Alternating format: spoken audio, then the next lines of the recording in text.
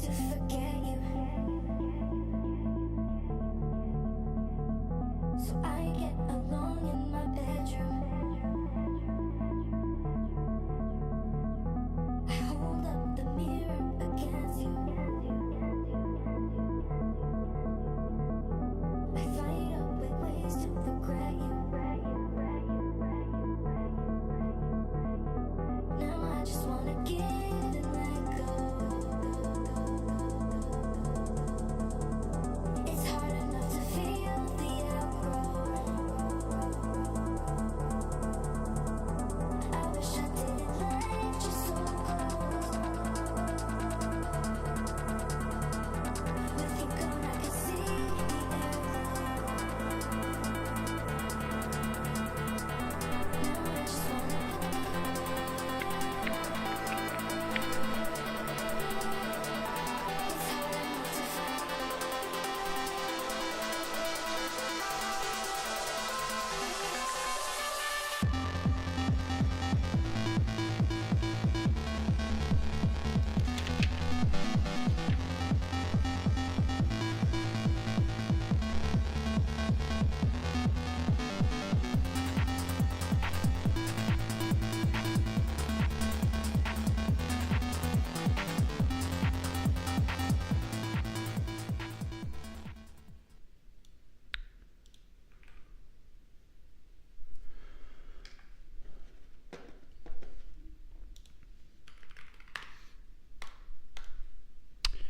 Okay, this stream we're going to do the Unix domain sockets chapter.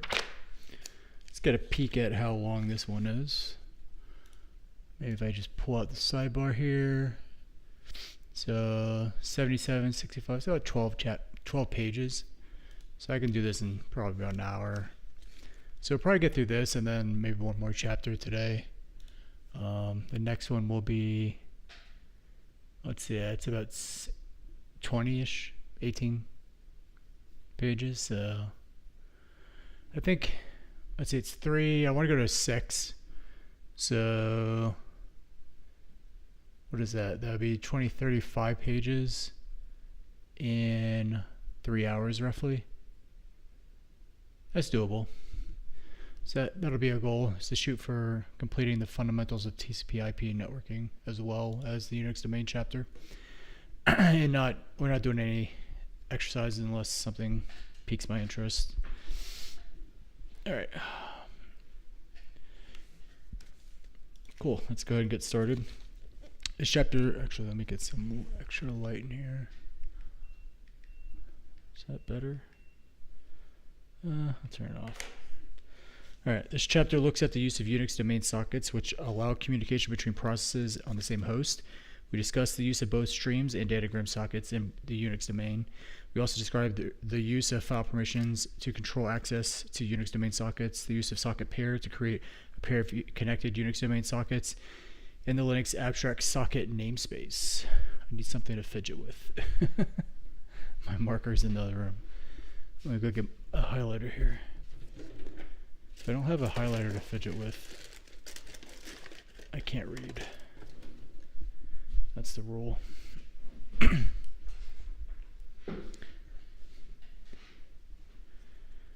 Okay, Unix domain socket addresses. In the Unix domain, a socket address takes the form of a path name, and the domain-specific socket address structure is defined as follows.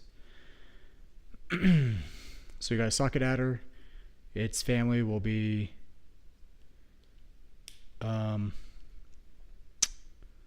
Unix, and it'll be null terminated socket path name. The prefix son in the field socket adder on UN structure has nothing to do with something. Yeah, I was gonna say that. Yeah. SOC3 doesn't specify the size of the sun path field. Early BSD implementations used 108 and 104 bytes, and one contemporary implementation used 92 bytes. Portable applications should code this to a lower value and use SNPrintf or string str copy to avoid buffer overruns when writing to this field. Alrighty. In order to bind a Unix domain socket to an address, we initialize a socket adder UN structure and then pass a cast pointer to the structure as the adder argument to bind, and specify the adder length as the size of the structure, also known as, so as shown in listing 57.1. So we got our socket name, which is temp my sock. Actually, let's go ahead and do that. I kind of want to do this exercise. So cd under chapter. I know I just said that I wasn't going to do many, but might as well do some. So binding.c, and we'll just do a main right here. And why don't we take the arg v of 1 as our, oops, this will be our path. This will be a char star, and we'll say assert the argc is equal to 2, and sorry, I have to say and here.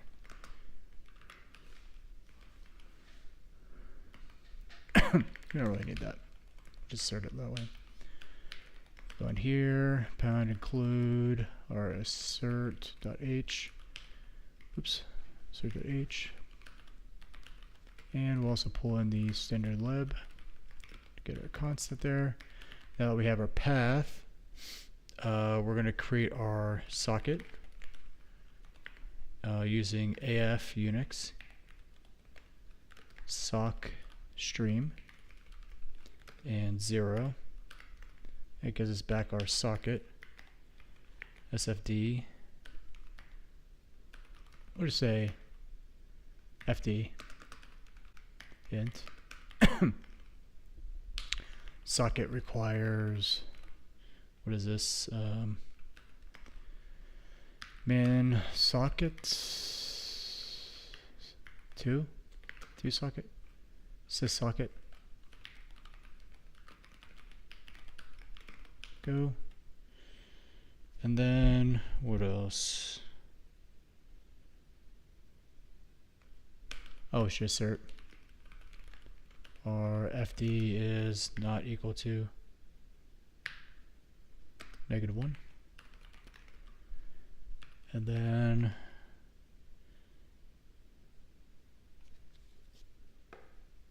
we're going to bind our FD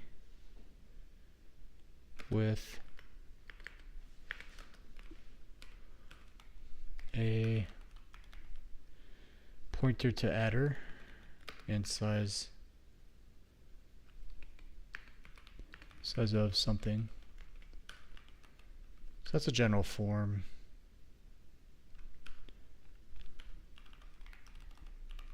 Bind will be result int. From here we'll say result. Okay. So we need to declare some memory here, which is going to be a struct sock adder un Unix domain adder, and in here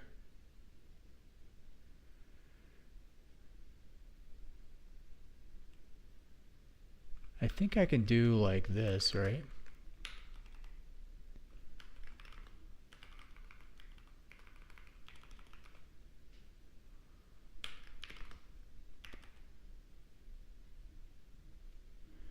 It's a struct sock adder un adder.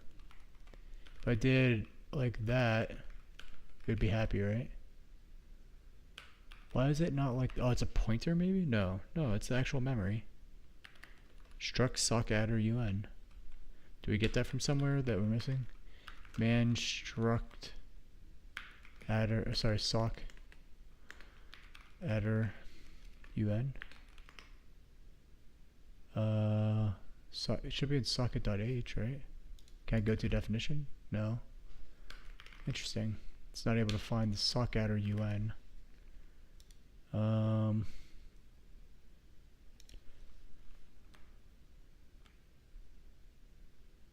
Oh, we need a sys un as well.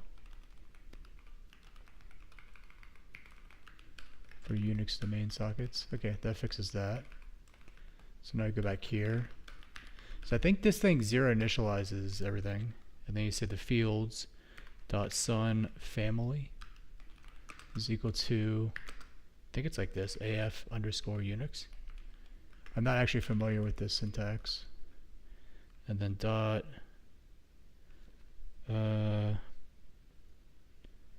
son path is equal to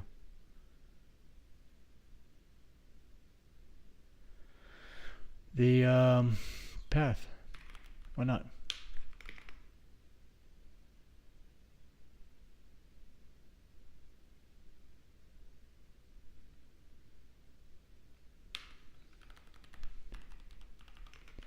Says of struct sock adder un. That's fine, that's constant. Then here it's going to complain about pointers. It's about a pointer to integer conversion. It's like char.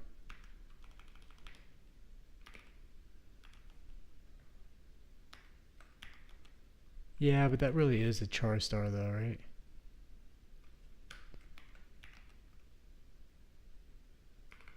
Alright, we'll do our mem copy. Stir and copy.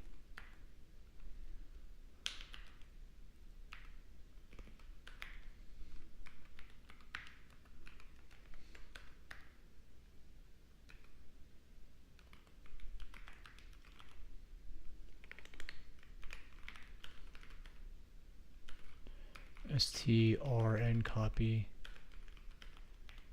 into sun path. The path, its size of adder.sun path -1. Okay.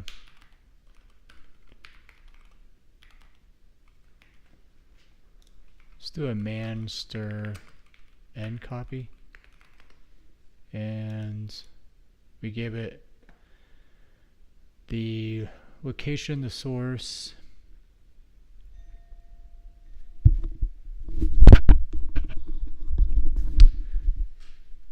beer back.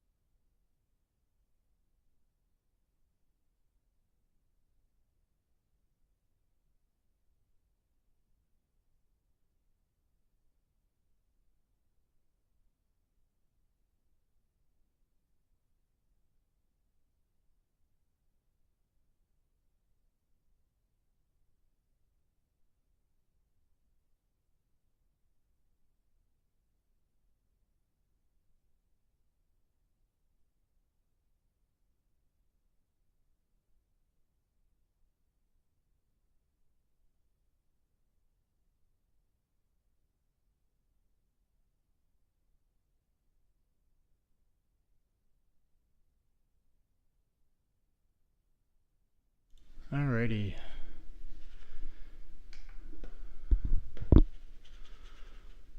Alright, so we did a stir and copy. And I think I was just, what was I doing here? Looking at the return values of this thing, I forget. Returns destination, I don't really care, it's taking destination as an argument.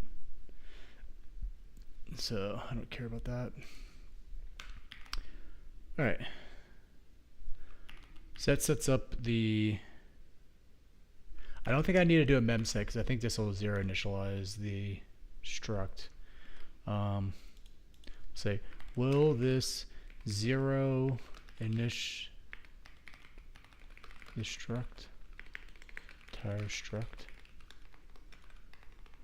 and I'll give it the struct definition just so that it can do that. Struct attribute.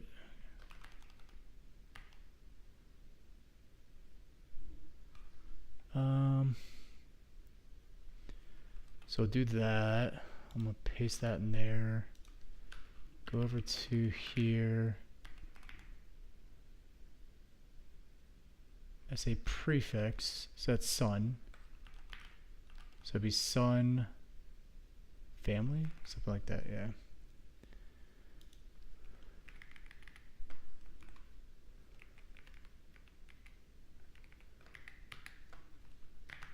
We'll say son underscore family.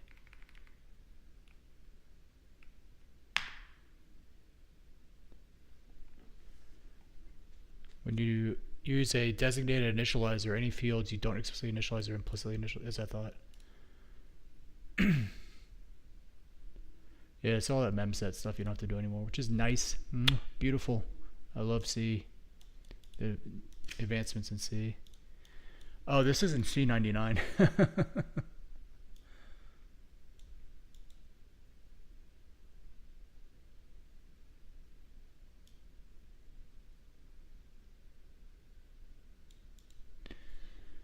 AI is so smart. Okay, so we're good there. So we bind with the results as we're doing with the bind. Let's go make, oops, we gotta, oh, we gotta fix the pointer, that's right. So this is where it was talking about needing to cast a pointer. So we have a pointer to a sock adder un, and it needs to be a pointer to a struct sock adder, like that. And then make build binding temp foo. We'll say ASD, rm temp foo, and then we'll build binding temp foo.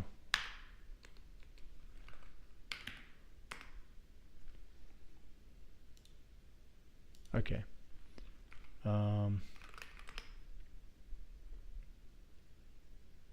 What does p-error do again?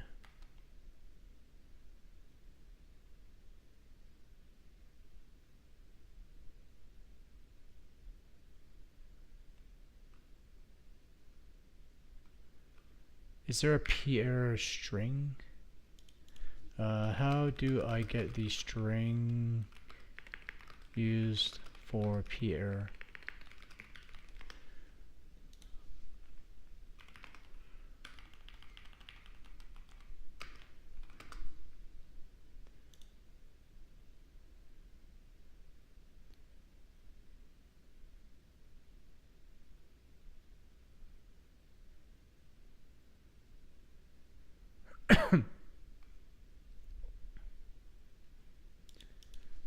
There is no simple call like p-error. Okay. Damn it. Okay. Jump to the Linux program interface. Okay, cd over to chapter 57. Foreground, no vim binding. Oops, please quit. So we want to edit anyways. And here we're going to say assert and peer.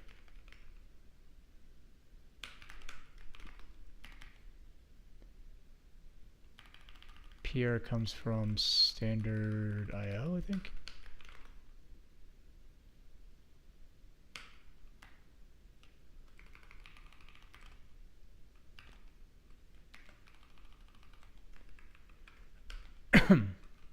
Socket.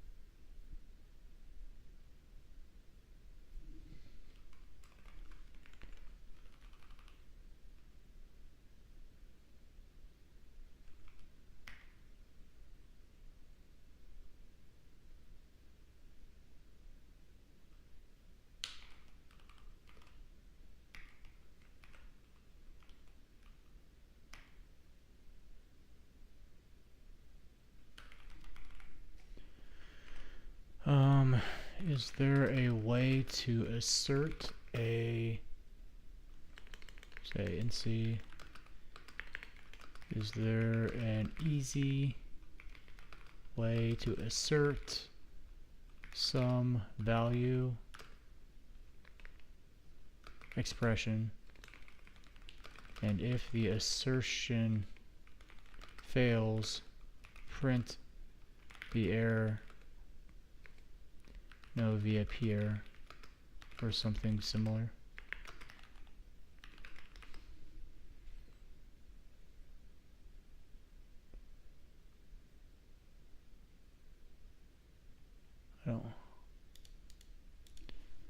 I don't want a complicated macro, I just want something easy I can type.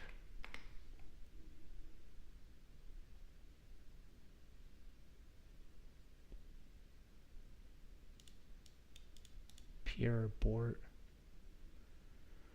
Assert expression or. Oh, we can do it like that? Okay, try that. Or peer socket 0.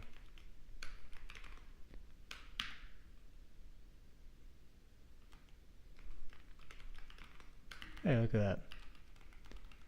So here we can say, hey, or peer, we'll say bind, and here we'll say 0. That's pretty cool.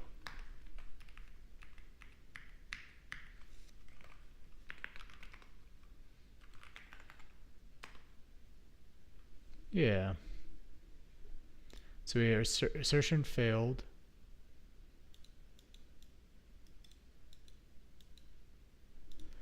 Is that because it didn't do the thing I wanted to do? Oh, temp foo.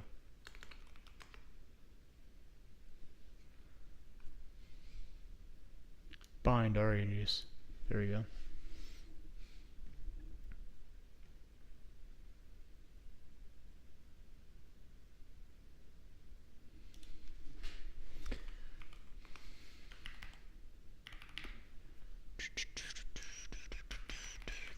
I like that.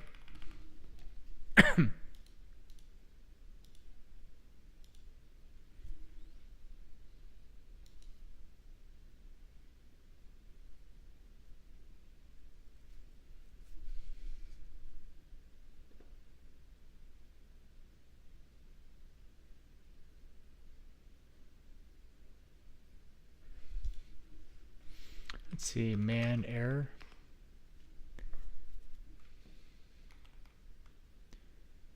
Error has an eval and a format string and variadic arguments.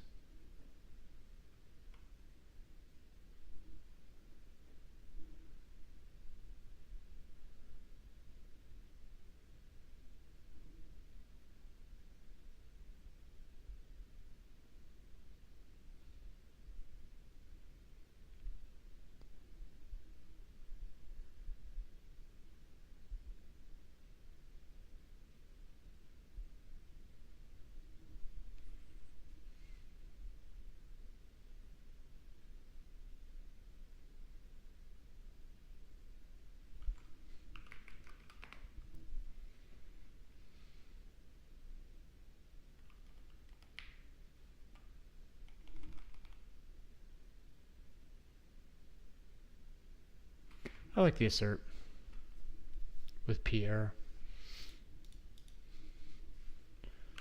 Okay. Alright, so if we go back here, rerun our thing, it's like, oh, it's still there. Okay. If we do that, the S is set there for socket rm temp foo.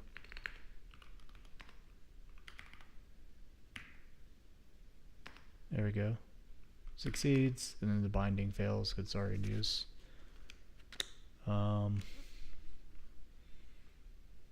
What if I do, let's do rm. If I do build foo here. The only indication that it's a socket is this S bit over there. What if I do ls-la, but I do it with the original? Yeah, there's nothing really indicating it other than that. So usually what you'll see is like foo.sock to indicate it's a socket.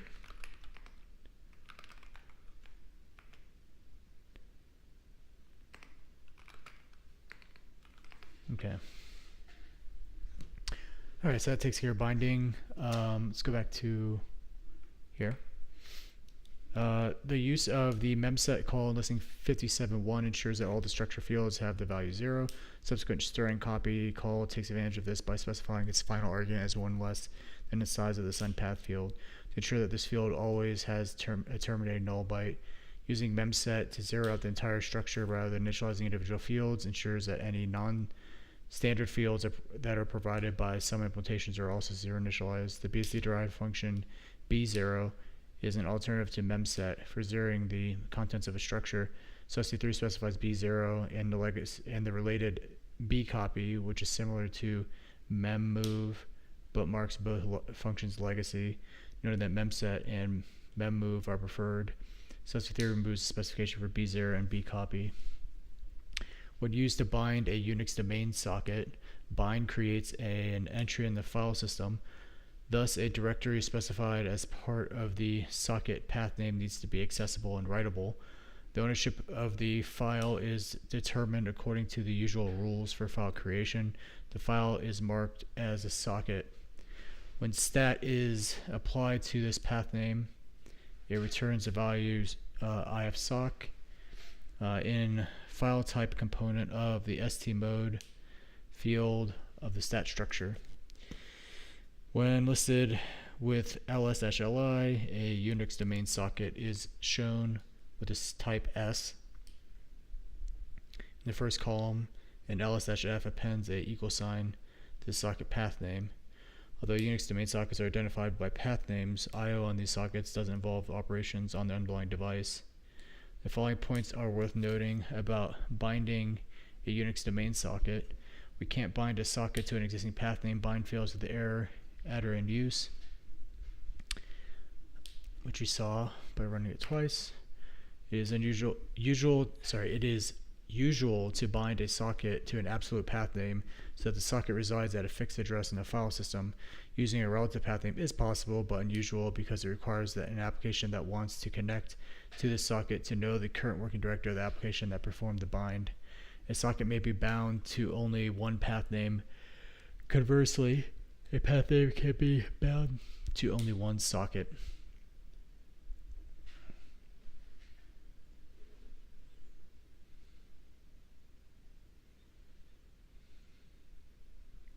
We can't use open to open a socket. When the socket is no longer required, its path name entry can and generally should be removed using unlink or remove. So if we go here, foo, and then a stat foo, that'll give us back our type. Where's the type at? Oh, that says socket there. But if I cat out foo, it's like, I can't do that. So then we rm foo. Alright. In most of our example programs, we bind Unix domain sockets to path names in the temp directory. Because this directory is normally present and writable on every system. This makes it easy for the reader to run these programs without needing to first edit the socket path names. Be aware, however, that this is not generally not a good design technique. As pointed out in section 38.7, creating files in publicly writable directories, such as temp, can lead to various security vulnerabilities. For example, by creating a path name in temp with the same name that is used by the application socket, we can create a simple denial of service attack. Hold on, let me reread this.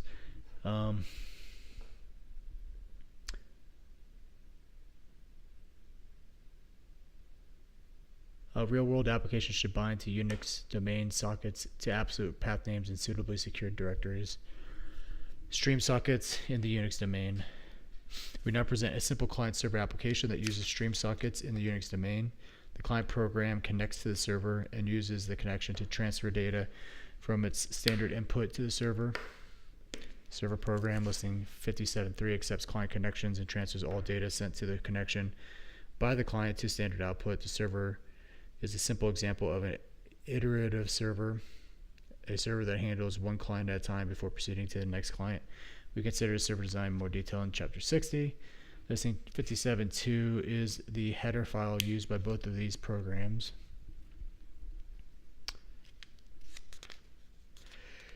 In the following pages, we first present the source code of the server and client, and then discuss the details of these programs and show an example of their use.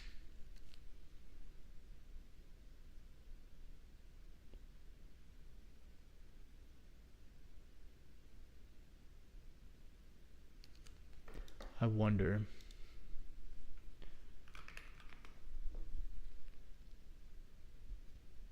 It's probably not good. All right, let's continue on. It's just a bunch of code. Oh, I always do that.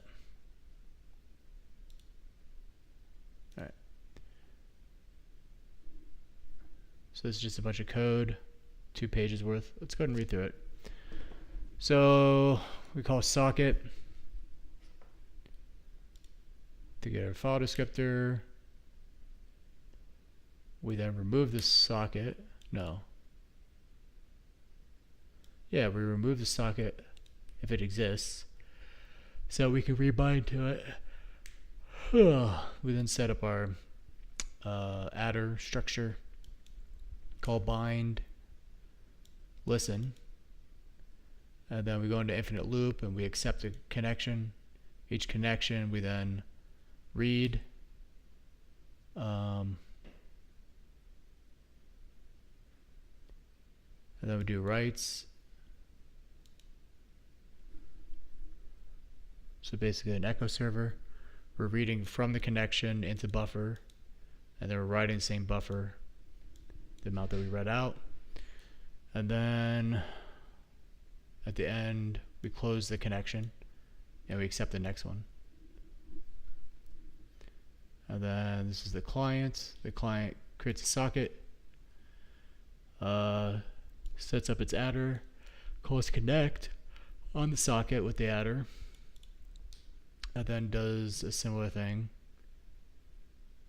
It copies its standard in on this situation into buffer, and it writes it into the connection.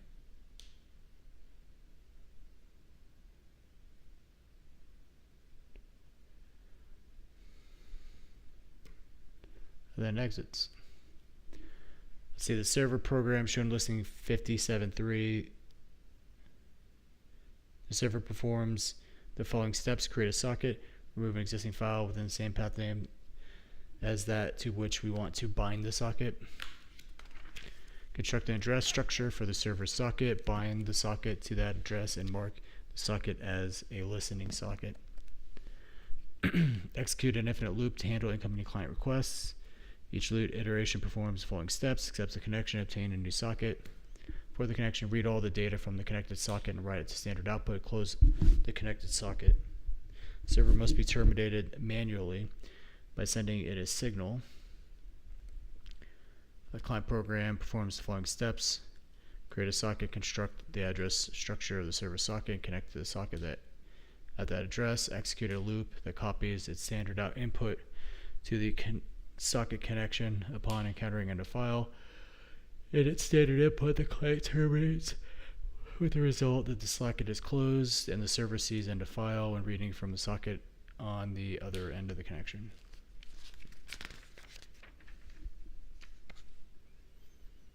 Okay, so the server is reading from its client and then writing to its standard out. Okay.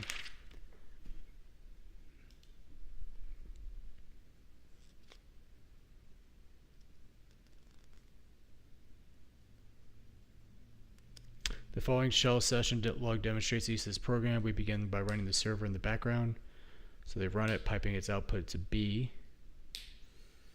And then we create a test file to be used as the input for the client and run the client. So it cats the C files into A. Then we we provide A as its standard input for the client. Client then sends that to server and writes to B. At this point, client is completed. We now terminate server as well and check the server's output matches the client's input.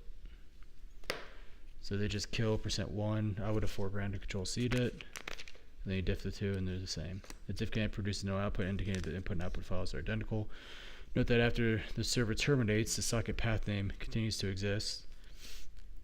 This is why the server uses remove to remove any existing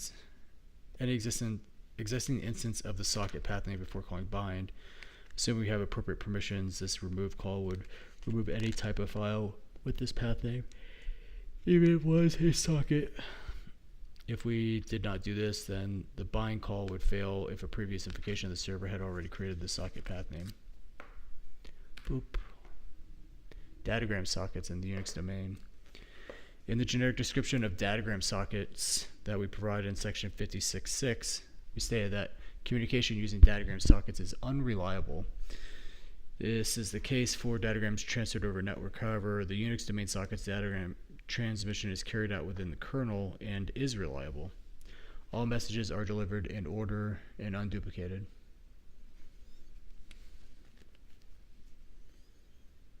I'm highlighting that.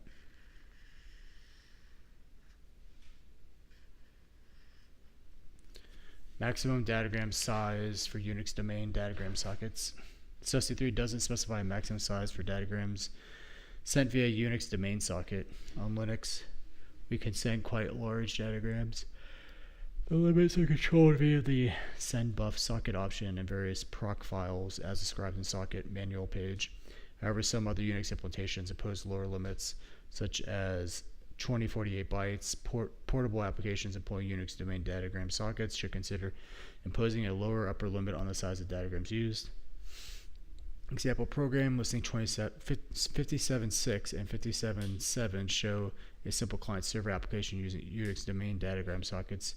Both of these programs make use of a header file shown listing 57.5. So that's just a buffer size and then a socket path. The server program listing 57.6 creates a socket and binds it to a well-known address. Beforehand, the server unlinks the path name matching that address in case the path name already exists.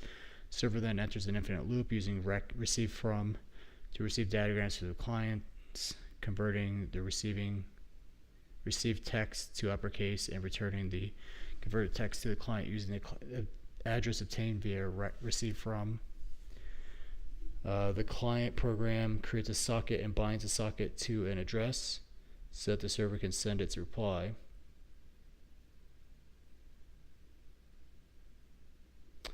Client address is made unique by including the client's process ID and the path name. Okay, so this is the bidirectional thing. The client then loops sending each of its command line arguments as separate messages to the server. After sending each message, the client reads the server response and displays it on its standard output. Okay, bunch of code in here.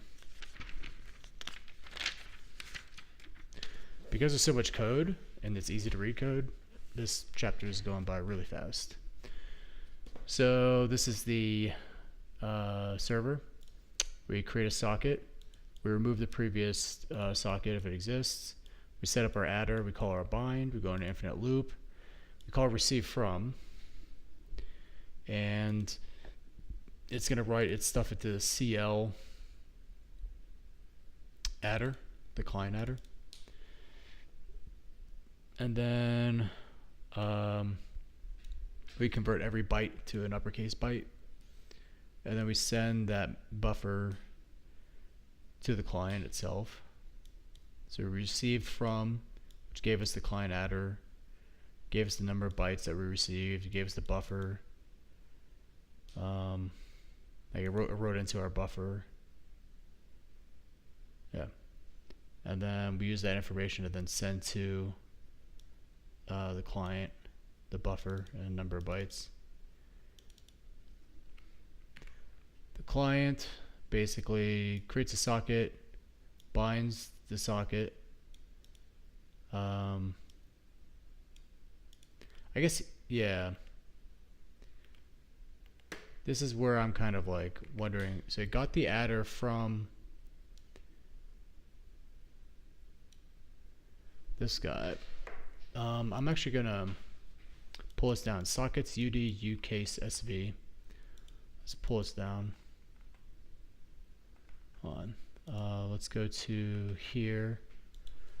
The Linux program interface source code.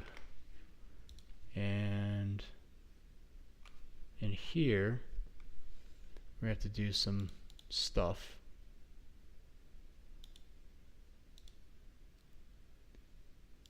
Chapter, in chapter 57. It's these three here.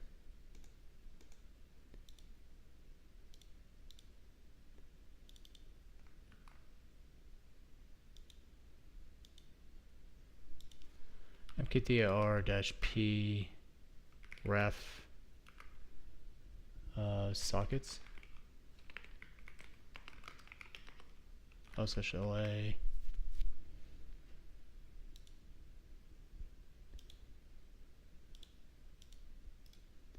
Let's grab this, copy link address, wget that. Do the same thing here. Wget that. Copy link address. Wget that. Okay. Let's try and make this. Make. Okay, so now it needs the cd ref lib. And we can get that from anywhere.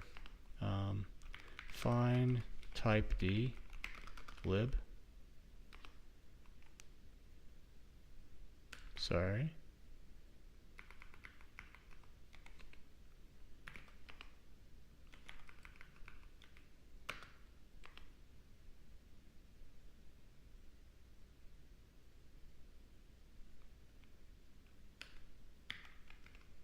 Oh, sorry, name. Alright, and then we're gonna rsync avzci from chapter let's see, 44 ref lib into chapter 57 ref lib, and then cd chapter 57, try to do a make. Yay! So now we have a client and a server. So you can say build ref sockets SV.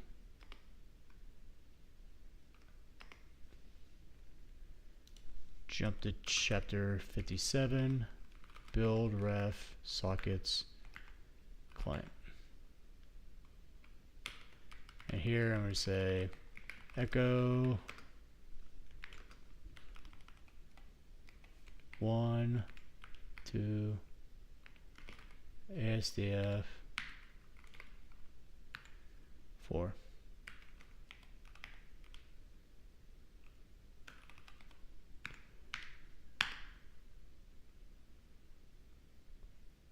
Oh, it takes them as arguments? I thought it took it as a standard in. Oh, because these are datagrams, sorry.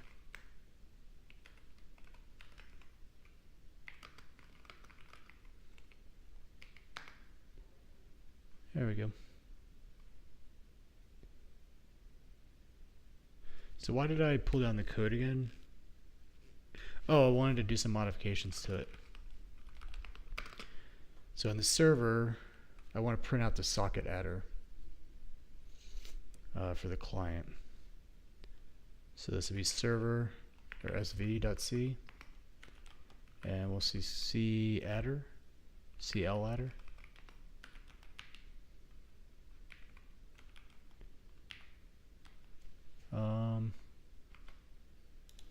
Is there a generic print function for a struct in C?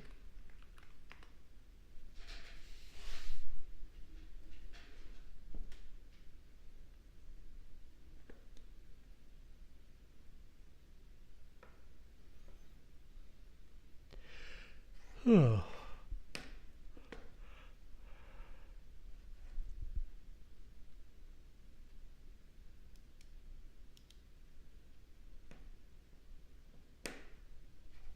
Okay. Well, we'll just print it out manually. So here we receive into the client.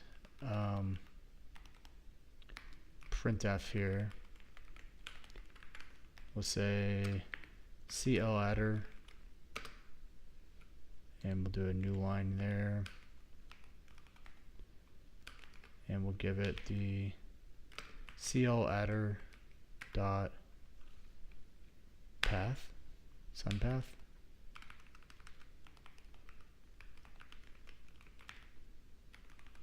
%s.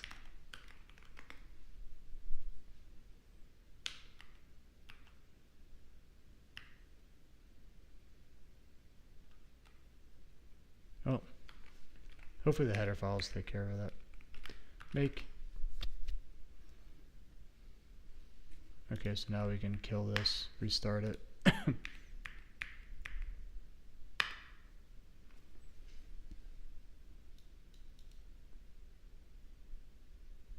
How do I know which client it was, though? It has to be more than just a path.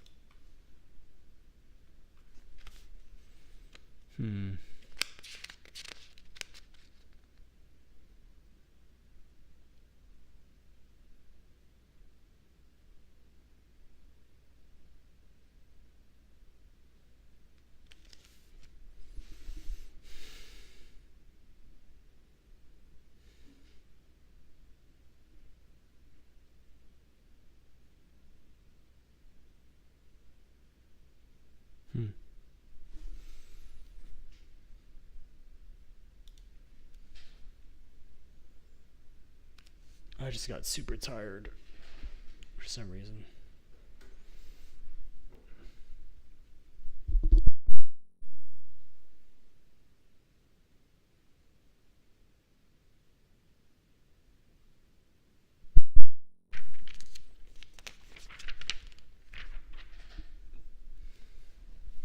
I think what I might do here is I might try to power through the rest of this chapter really quick, and then get outside and get some sun before the sun goes down, because I've been pretty like low energy the past couple days, and yesterday I was kind of a little bit sad, so I'd like to get some sun before the day is up.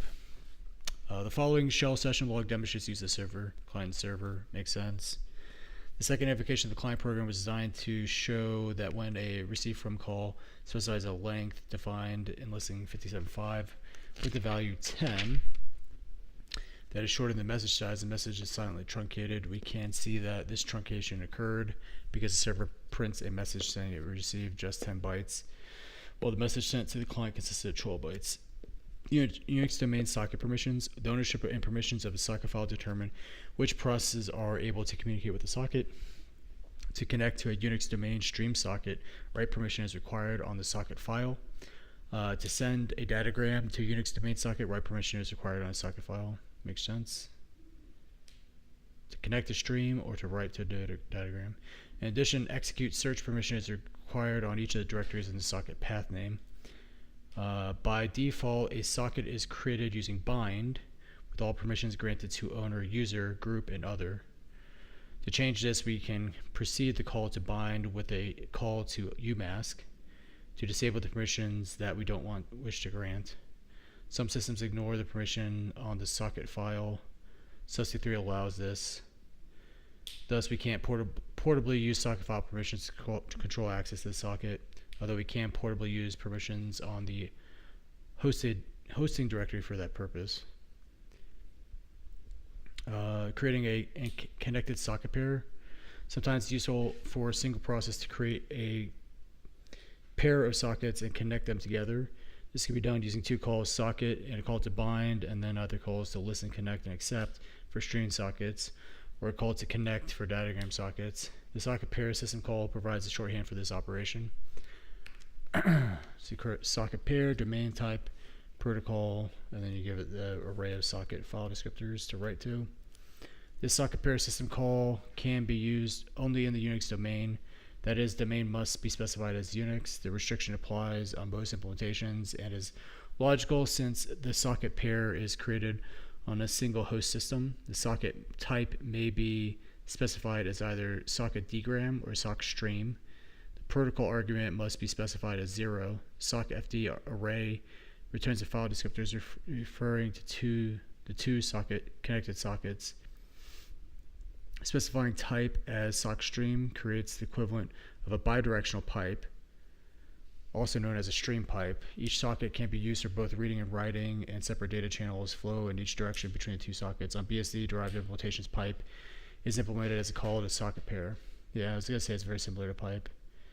Typically, a socket pair is used in a similar fashion to a pipe. After the socket pair call, the process creates a child via fork. The child inherits copies of the parent's file descriptors, including the descriptors referring to the socket pair. Thus, the parent and child can use the socket pair for IPC. One way in which the use of socket pair differs from creating a pair of connected sockets manually is that sockets are not bound to any address. This can help us avoid the whole class of security vulnerabilities since the sockets are not visible to any other process. Starting with kernel 2.6.2.7, Linux provides a second use for the type argument by allowing two non-standard flags to be ordered to socket type. The close exec flag causes the kernel to enable the close on exec flag for the two new file descriptors. This flag is used for the same reason as the close exec flag in section 431. The non-blocking flag causes the kernel to set the non-blocking flag on both underlying open file descriptors so that future I/O operations on socket will be non-blocking. This saves additional calls to fcntl to achieve the same result. The Linux abstract socket namespace, the so-called abstract namespace, is a Linux-specific feature that allows us to bind a Unix domain socket to a name without that name being created in the file system. The so-called abstract namespace is a Linux-specific feature that allows us to bind a Unix domain socket to a name without the name being created in the file system. This provides a few potential advantages. We don't need to worry about possible collisions with existing names in the file system. It is not necessary to unlink the socket path name when we have finished using the socket. The abstract name is automatically removed when the socket is closed. We don't need to create a file system path name for the socket. This may be useful in a true root environment or if we don't have write access to a file system. Cool. Let's go over to the next one.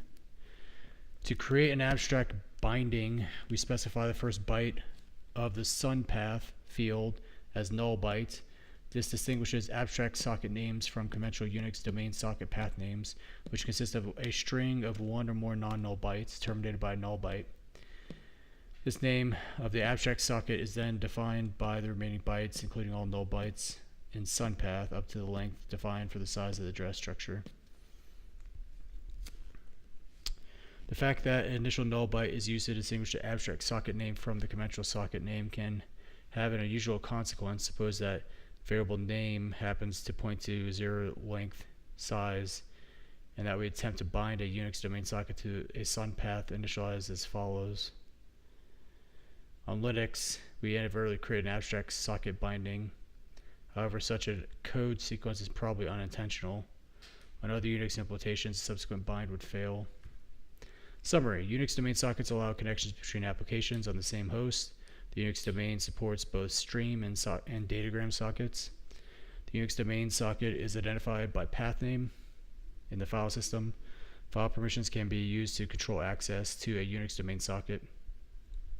The socket pair system call creates a pair of connected Unix domain sockets. This avoids the need for multiple system calls to create, bind, and connect the sockets. A socket pair is normally used in a similar fashion to a pipe. One process creates the socket pair and then forks to create a child that inherits descriptors referring to the sockets. The two processes can then communicate via the socket pair. The Linux-specific abstract socket namespace allows us to bind a Unix domain socket to a name that doesn't appear in the file system. Okay. It might be worth doing the exercises for this, but I really want to make some more progress on the reading. Ugh. Alright, I'm going to break here and go for a walk and get some sun before the sun goes down. But I will be back on, say it's 4 now, I'll be back on for at least an hour this evening to get some more progress done on the fundamentals of TCP IP networks, which should be a lot of review for me. Cool. Alright, I'll be back.